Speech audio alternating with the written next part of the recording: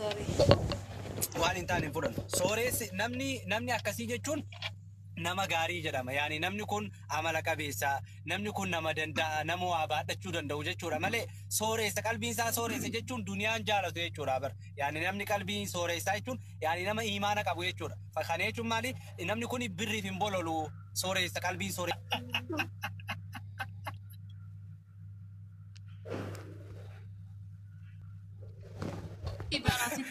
Asitti yaadni si singalle maati beekaanuma jalaa dabsita. Yaadni si bar jechiin jira miti amma namni takka birrii qabaate astaasabii kan hin beekne ni jira.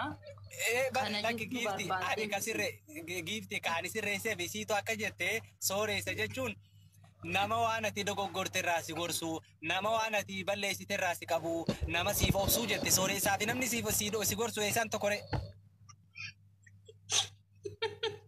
Mee addanaa baasaa kana ishee. Hayi. Kun yaada siiti baay'ee. Miti egaa akkuma amma nama sooressa nama waa qabu jedhamee jaallatamu isiin sooressa nama sooressa sammuu sooressa jechuudha. Akkamii hawwiyoo naan jette Lama jaallachuun ta'u ati mataan sooressa sabirrii borsaanis sooressa barbaada artabar. lama laazim kiisin isaa sooressa ta'uu qaba sammuu No, yoo kiisin sooressa ta'e immoo mataan sooressan ta'u bariga.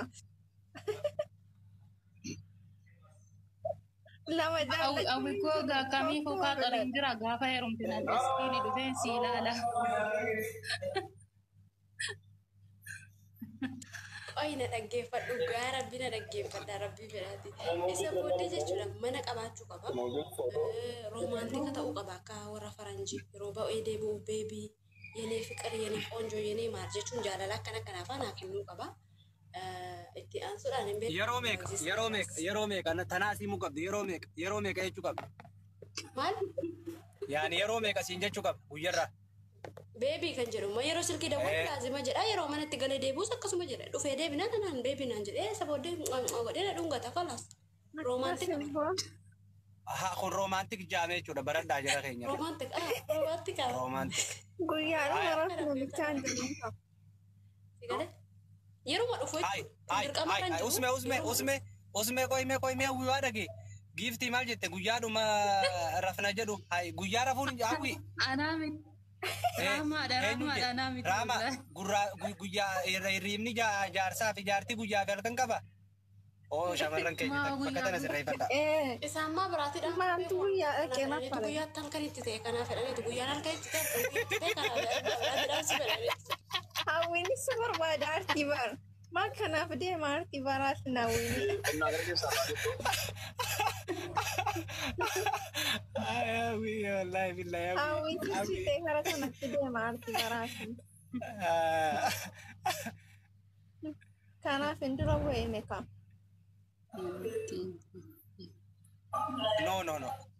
No, awi ni filattaati yeroo filattaa jaarsi kee yeroo barbaadeettiin kan ituufi. No, ani welcome baby jedhaan rakkoorraan gabaadhu.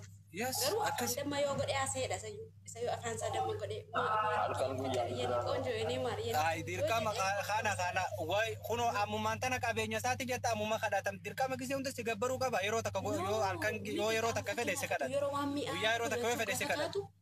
No, gaafa hojjechuuf mi'aa tokko gaafa nyaachuuf kaatu waan mi'aa dubbachuun dirqama yaani istaayilii kooti kun soorii malee dirqama isaatiin ni Lakki ati amalli kee gabbaramu awwaarta. Nugusee gochuu barbaada. Laazim na gabbaruu qaba. Indee maal ta'uuf si gabbara waan isaa qabeenya isaati si gabbara. Qabeenya isaati narra jira qabeenyi kan kooti qabeenyi isaa. Qabeenya isaatiif si gabbara.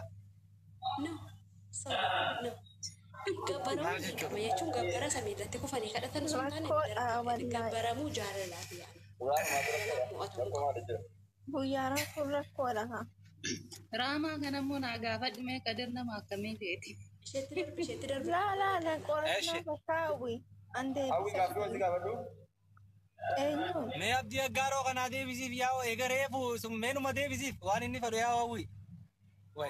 Maa garaatti jabaata. Abdiin bugaa fi saadhumaan qabu yaa'u. Ani koo gaaffii mee gaafateera bakka adii sinan darbaa kana darbee raamaatti darbe. No gaafadhu abdii keenya mee Gaafadhuun bokkoo itti dingata. Gaaffii sadiin gaafatee bara. Gaafadhuun bokkoo itti. Hawwi. Ati qabeenya ati okay.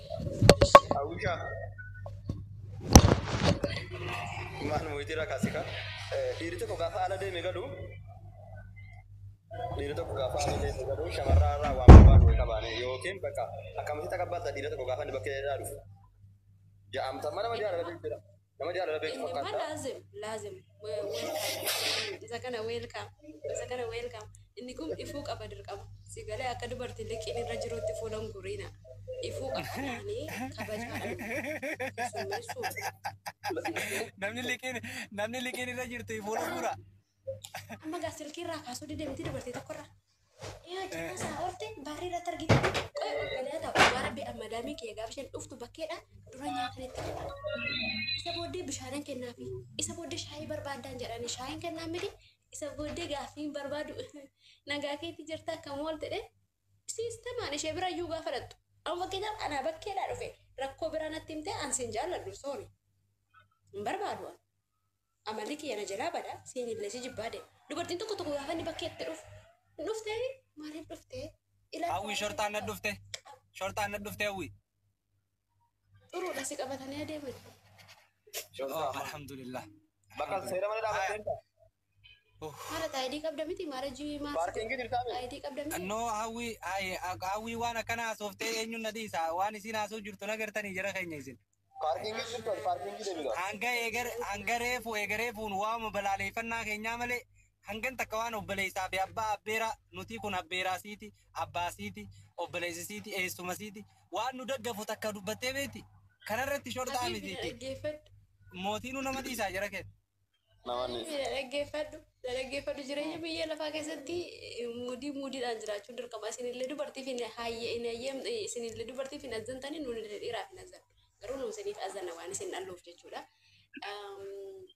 Isinitti fakkaata afaaniin iyyina malee yaani garaan keenya qulqulluudha dhiiraaf baay'ee. Saanni anniin wanni ati jettu kun hundi nan daaggeessu sirra fakkeenyaaf akka kiyyatti osoo anatee wanni ati haasoftu kun hundi sirraa nan daangeessu leenna'u dubartiin hin haasofti dhuma haasofti malee garaan qabu amma ati dhugaa dubbachuuf osoo namni tokko garaa qulqulluudhaan akka ati feetutti dhugaa dubbachuuf hawwi ati amma feetu yookaan aarii miira keessa galtee jechuu dandeessu yookaan wanta feetee dhugaa dubbanne dhiirri tokko wanna ati feetu sitti as bee namni ati waan hunda irraa barbaaddu san yoo si argame birriin ati jettu kun dhugaa yoo inni si gaafate eegani kaa'e samaanii akka amantaa keessattis samaanii eega si godhatee booda sitti mul'ata yoo nama dhugaa waan ati irraa barbaaddu san argatu taate birriin keetuu kennuufi dhiisi osoo dandeesse kan qabne nama saniif fidu waawwite yoo dhugaa dubbanneef dubartii baay'ee argina yoo ati dubartii seerraa adda taate illee. Waa'ee yaada garagaleen siin jedhaan waa'ee birrii sana maaliif yaada keessa. Inni nafu ga sunnaadha irraa nafu kana fayyadamu. Waan qabu yoo ta'u waan qabu qaba. Amma ajaa'iba wallahi. Hawwi tanaa hojii ol dadhabnee jira kalaas jira keenya. Garuu barka yeroo baay'ee waan isin waan kana dubbattuuf namoonni baay'ee garuu hawwi dubbiin kun dhugumaa qoya hawwi kanaan dura mudannoo guddaatu fi mudatee jira. Kanaaf akkana balaaleffattii isin jedha namoonni danuu dubbiin kun dhugaadha waasi mudatee beekaa. Ani itti meera an abbaa gaariin qaba mana keessaa kan haadha koo kabaju kan haadha koo wajjiniin dumbulna tokko tun qabin jaalalaa wajjin jiraatanan qaba mana keessaa. Dhiira balaaleffadhuun qabu barumsa irratti ergii ta'e immoo siireesiidhaan nan barsiisa ijoollee shamarranii. Dhiiras nan barsiisa garuu dhiirri immoo baay'inaan ijoollee shamarranii miidha. Nu arrabsaa nun barsiisirree nu arrabsaa nun barsiisirree nu abaaraa nun barsiisirree. Kun abaarsan jedhamu habibi dhugaa jirti mame maali yeroo abaarsa an guyyaa tokko sin arrabseeraan sobu garuu.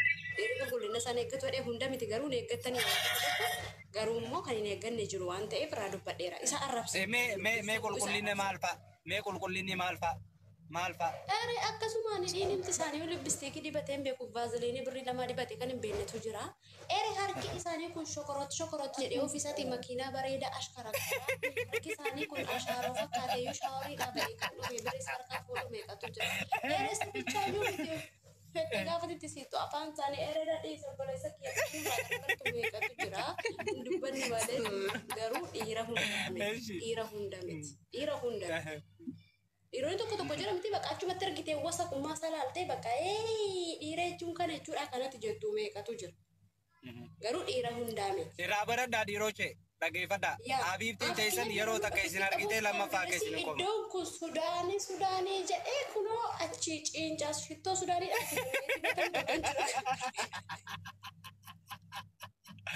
Kottu ofumattan si qabadha yerooti jettu dhabdee qabda. Yaani jira dhiirri hundi miti malee. Dubartiirra sin jira qoshaashummaan akkasii kan of hin qayyarre kanitu bishaan jiru dhiqatti ittiin fiinni jira. Kanitu bakka bakkee kana keessa deemaa dhufe kan dhufee akkattiin si hammachuu dhufu jira. Gaafati jala jettu bakka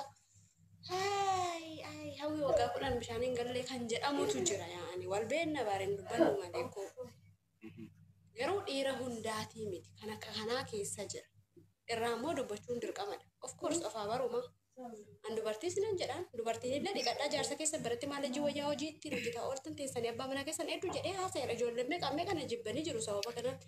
Okay, amma asirratti waan takkaa jira wiiga. Amma laa fedhii keessan hunda guutuu hin dandeenyu nuti. Fedhii keessan hunda guutuu hin dandeenyu. Hin rakkanne amma jamaa maal taatan isin olii hin rakkanne maaliif rakkanne jedha. Amma ati anamma fakkeenyaaf siingiliidha hin fuune ta'a. Ganaa jaartii barbaada. Dhugaa dubbachuuf jara keenya. Jaartii barbaadaa jennu. Dubartiin takka takka amma hawwiin maal jetti? Rifeensa dhiira rifeensa asirraa qabu hin jaalladhu jechaa jirti. Argitee beekta argiteera. Dhiira asirraa areeda qabu. Dhiira areeda qabu hin jaalladhu jetti. Shamarri baay'een filannoon jira isaa bara. Abdii goy anamma fakkeenyaaf as qofarraa miti. Qoomarraa rifeensa qabaa qoomni kiyya asirraa kaasee akkas hundi qaamni kiyya kun irra guddaan rifeensa. Amma rakkataan akka kiyyaa kuni okay yoon fuudhin hin baana yoon fuudhin in rakkata qalbii isaanii faffaca'a eenyuuf ofirraa cirare isin kun sandogoggortee hawwiyyaas akkanaa bar miti bar kadir maal seede siluma dubartiin takka nam takka irraa wanti takka jaallattee nama jaallatte sana maaluu yoo qabaate maaluu isaayyuu nama jaallatama si galee. Maaliifi bakka sana ilaalee miti dubartiin si jaallattee sitti dhufte tokko sanaaf sin jibbitu amma wiin isiitu nam takka jaallattee amma dhiirri si no gifti baraate gifti ammin dhageessaa mireefuun tana hawwiin bar nama rifeensa asirraa qabuu hin jaalladhu jechaa turte bar miti hawwi hin dhiiftu sobaasi galee laagiitti nan laaggattote maal ofirra keessa ofirraa injira keessa wargitanii jara keenya ishii nuun ammoo waa meeqa akka meeqatti xaarree amoorri akka kiyyaa rakkataan kuni kun waa meeqa xaarree akka kana finne amma ishii eenyuun gam kunis akkas jetti kunis fedhii biraa himti asirratti baatanii nuun dhiira akkanaa jaalanna dhiira akkanaa jaalanna dhiira akkanaa jaalannaa jaan okay Jedawwalame kaa hawwis qabe. Kanaaf dhiira akka isin jaalattanii kana ta'uudhaaf ilmi dhiiraa tokko maaliif araaraafa? Fedhiin keessan maaliif tokko hin taane? Fakkeenyaaf fedhiin dhiiraa tokkoo fi tokko dubartiirraa wanni inni fadhu. Dubartiin takka haala qabaachuu, gartee nama gaarii ta'uu, qulqullummaa ishee eeggachuu. Fakkeenyaaf dhiirota keessaa amma dubartiin jechuudha. Shittaa dhiiraa jaalattu jira hunda ta'us baatu. Fakkeenyaaf amma dhiirri tokko yoon fi shittaa qabaate bobaa jalaa jechuudha. Nama jaalatu jira. Yaani shittaa akkasii osoo hin ta'in jechuun shurufkaa baay'ee sana osoo hin ta'in nama shurufkaa dhiiraa kana hawwuu jira. Yoo jechuun ni jira. Dhugaan isin hin jaa. Hundi tokko miti. Garuu ilmi dhiiraa tokko amala fedhii akkasiin baay'atu dubartiirraa. Kanaaf lakkaa shamarran keenya mataan dhukkubaa kan oolu kanaaf lakkaa infekshiniin garaa garaa mataa isaaniitti namni akka ittiin dhukkubsataa ta'anis kaansarii fi sukkaara bashitaara dhukkubsiisa di'aariidha akka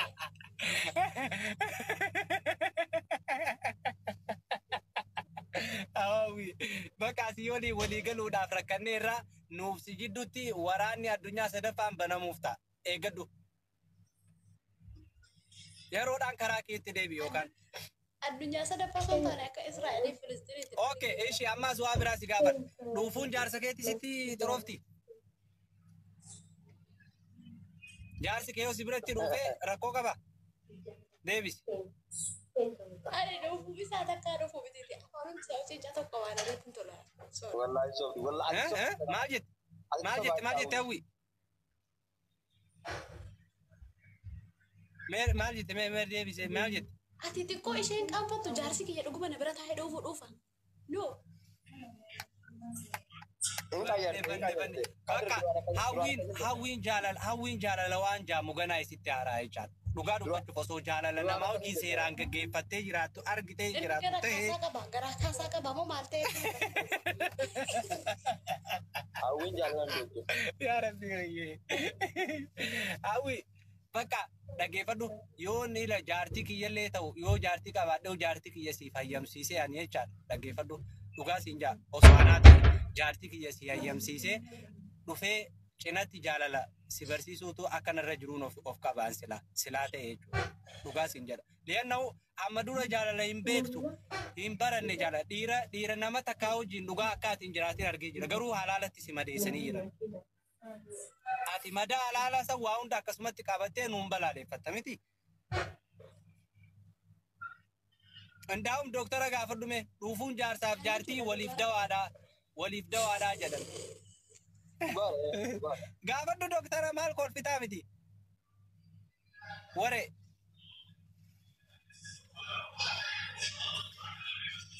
Bi'aan jaarsi kiyya na biratti dhiiga taanaan na biratti shaata taanaan na biratti dhuufa taanaan akkasuma jaalalli kiyya hin qabne. Usof di awin jaalala. Awwii wallahi jedhishi. Wallahi jedhi. Inni na uume nagaan nan bushii rabbuumti nagaan nan bushii. Jaalalli kiyya hin qabne. Innaa lillahi wa innaa ilaihi raaji'uun bakkaati uumaaddaati bakka. bakka. Funuune taanaan na biratti shaataa shaate taanaan deebisee na biratti dhuufuu kana dhuufe taanaan no. No. Ati bakka jibbiisa jalarraa jibbiisa keenya qabnee akkatti gartee karatti si deebifnu barbaaduu qabna amma dhiiroche. Guyyaa tokko waliin bultee mee dhuufi jettiin. Dhiiroche hawwii kana qabnee karaatti deebisuu qabna. Mee dhuufa daraa jettiin. Biyya ani jiru kana keessa jirti waan ta'eef dhiironni walitti buutanii yoonii fi baay'ata barbaachistu naa baaftan. Warroota hawwii fi kan akkana fakkaatan hunda isaanii qabee gara kiyyaan karaatti deebisuudhaaf qophiidhaan yoo baay'ata barbaachisu naa ramaddan. Mustashfaa warra majnuuna keessa nu gashuudha.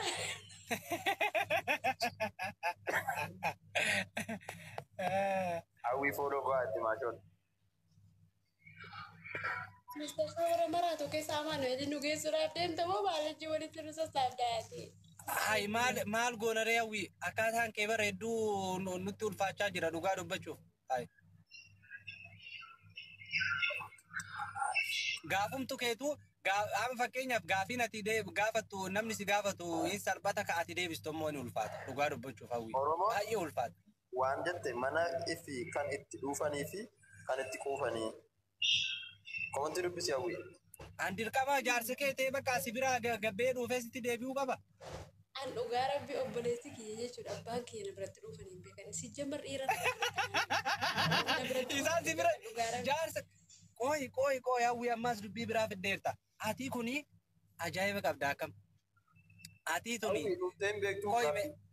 qooyi abdishaa qooyi dhiisiisiin illee haa dhuftu feetun illee hin dhuufin ati abbaa kee dura qullaa deemta naa deebisi. Dhuufa ani maaliifin dhuufu sirriittan dhuufa deebisee immoo yeroo sirriittan dhuufa isaalee dhufa kiyya gargaara. Ishi. Astagfirullah. Akka ammaa soofta kanaa miti dhugaa dubbachuu. Ishi dhaggeeffadhu hawwi. Abbaa kee dura qullaa deemta amma. Naa deebisi. Muutii irraa kaafadhu naa deebisi. Abbaa kee dura qullaa ni deemta. Qullaa jechuun akkamii jechuun akkamii. Yaani qullaa akka yeroo dhalattuutti qullaa osoo paantii illee uffanne dura ni deemta. Okay, obboleessa kee dura qullaa akka paantii malee deemta. Haadha kee dura deemta. Yaani haadhi kee yoo argite waan uffata qeera yoo argite rakkoon qabu haadhi kee. La jechuun waan fedhellee yoo ta'e ima qaanfattaan gatee illee ta'u. Yaani fi lafiitii isaaniillee deemu garuu yoo uffata qeerachaa jiran inatti dhufan obboloota kooti yaani itti sokkee garuu na bira. Okay, jaarsa kee yoo ishee jaarsa kee. Jaarsa kiyya jaarsa kiyya isa barbaada miti inni iyyuure ani isa barbaada isarraa waan obboleessa kooti. Haa ta'uyyuu malee maa dhabeettaa dhugaa rabbii miirri nama hunda. Duuba nama ishee dabalaki bakka nan deemuuf hawwii ilaalama beekadhu. Duuba nama fakkeenyaaf qullaa'u irraan qaalfanne qullaa'u irraan saalfanne maal jettaarre. Egaa nama kana wanna amma ati reefuun tana abbaa keetiif obboleessi keetiif wal nuti fakkeessite abbaan kiyyaaf obboleessi kiyyaa'u takkaana biratti hin dhuufnee jetti. Isaan yoo si biratti dhuufuu baatan abbaa warraa keetii isaaniin adda. waan warra kee dura hin goone isaan biratti goota. Miti isa biratti goota. Kana wal qabsiiftee ilaaluu dandeessaa barra hawwi.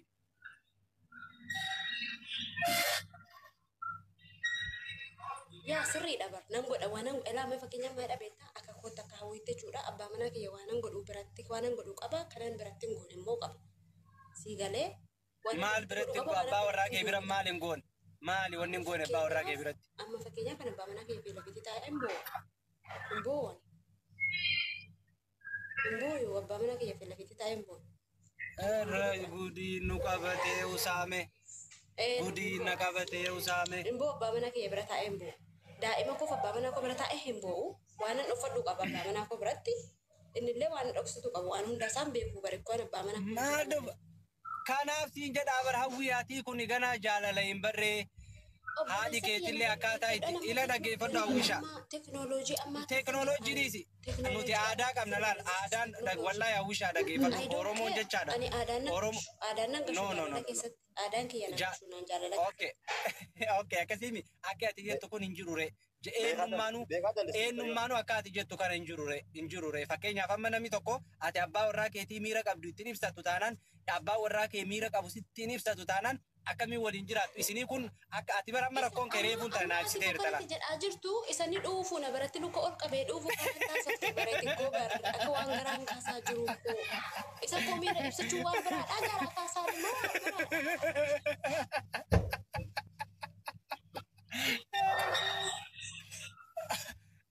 garuu akkuma kolfaartanii jira kee jira biyyudha nurrallee laalina wallahi dhugaa hawwii teenki wallahi hedduu na boorsite laal qoy ani hin danda'u koofiyaa sii kenna sila wallahi gifti yes ni danda'a.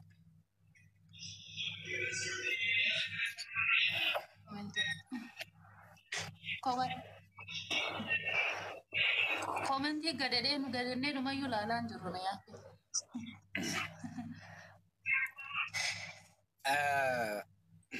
Galatoomaadha hedduu nu boorsitanii yaa'u. Qurxummii tokko naa kenni please. Qurxummii ishee bishaan keessaa ol baatu. Eshi sii kenna wallahi keessaan qabu gizee biraa sii kenna okay. Waan nama na qaraadha qabsiisu munii eegama ol.